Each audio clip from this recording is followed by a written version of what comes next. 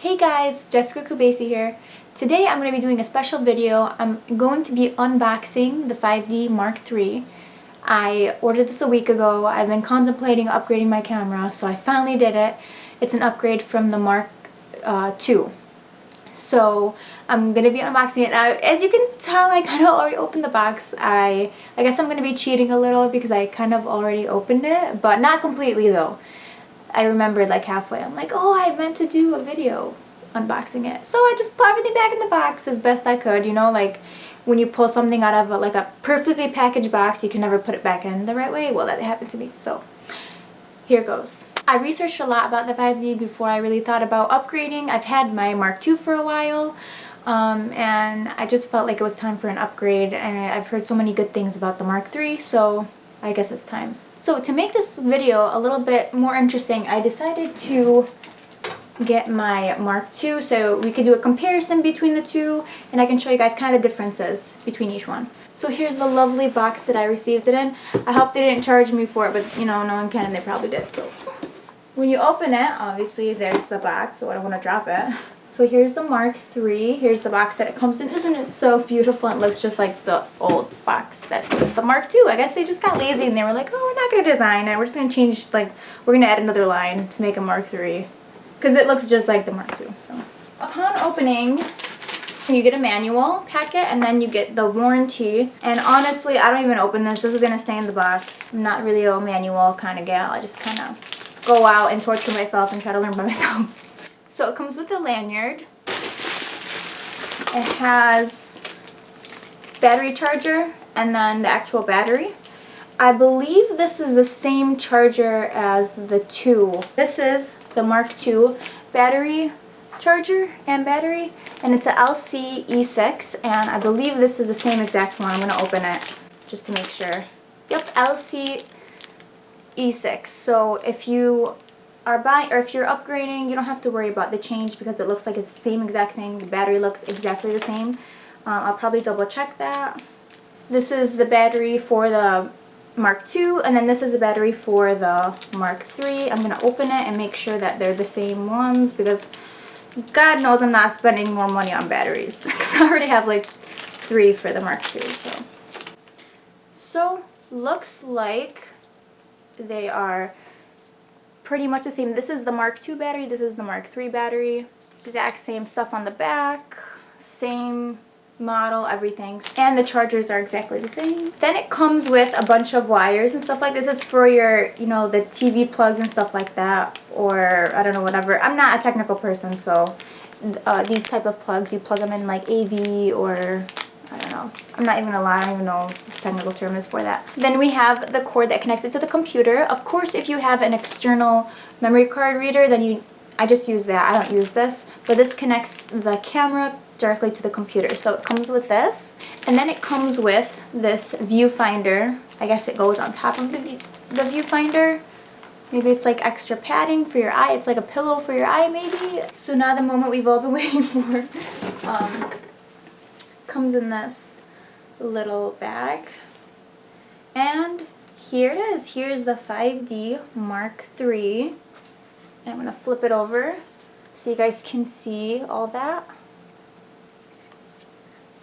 So upon, you know, first looking at it, first differences that I noticed from the Mark II is that the dial tone, you can't just like switch it like that. You have to press the middle button and then move it. You can only move it while pressing the middle button, which is actually great because sometimes, like on accident, I'll switch settings and then, you know, I'll ruin a whole photo shoot because of that. So it's just like an extra precaution, I guess. The on and off button is changed. Now, instead of being that dial at the bottom, which I'll show you, the on and off button is right here. So you switch it on and off right here. So the on and off button is right here now. I mean, here are all the buttons and stuff like that.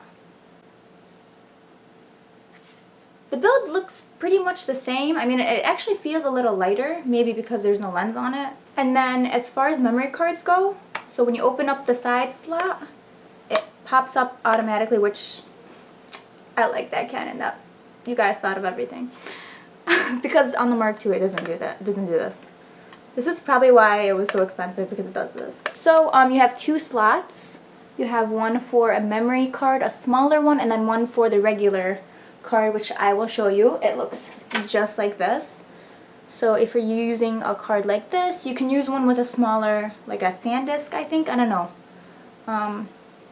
That's what it looks like. So if I'm simply putting this, so still goes in just fine. I don't know if anyone is really interested in seeing like the inside of this. And now I'm going to slip this thing on for the viewfinder. And it was really simple. I just glided that right on. Oh, need to take the lens. I was afraid to take the lens cap off, you know? I'm like, why can't I see? Why is there nothing showing up? And then, yeah. So now that I have an actual lens on it, I can go ahead and see really the differences. So I'm trying this out and I'm feeling a little lost, just a little. I don't see any, there's no like red, there's no flashing red focus points, which is a little scary to me because I need them. So I don't really know how to change that right now. I guess I'm probably gonna have to learn this all over again.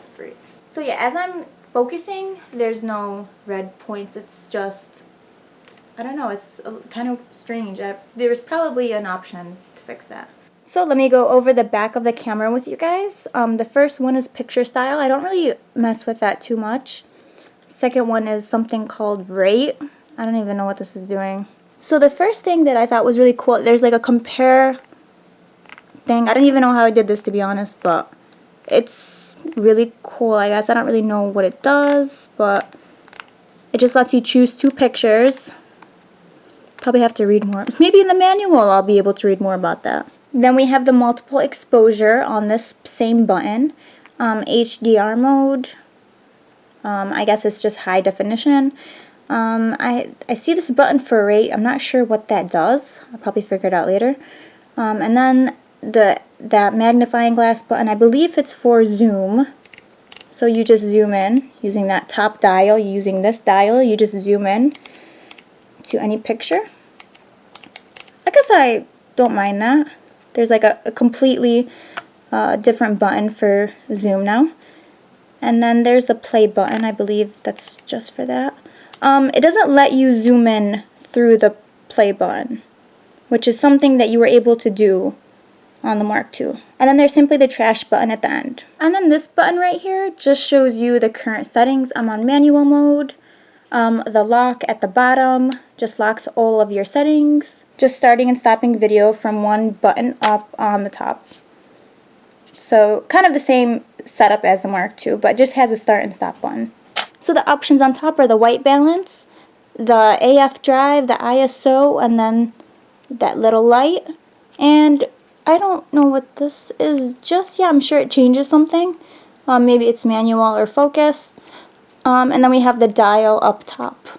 The settings are still pretty standard, kind of the same ones as before. There's nothing really too different that I noticed. I'm obviously just the person that uses manual. I mean, comparing the two, they both kind of still look the same.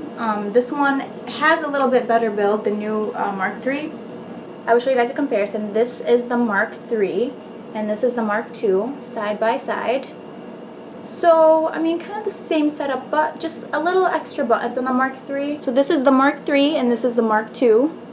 So I guess that's it for the Mark III. The ISO on this goes up to 25,600, which is kind of awesome, but a little unnecessary. I don't know how the grain is going to be on that.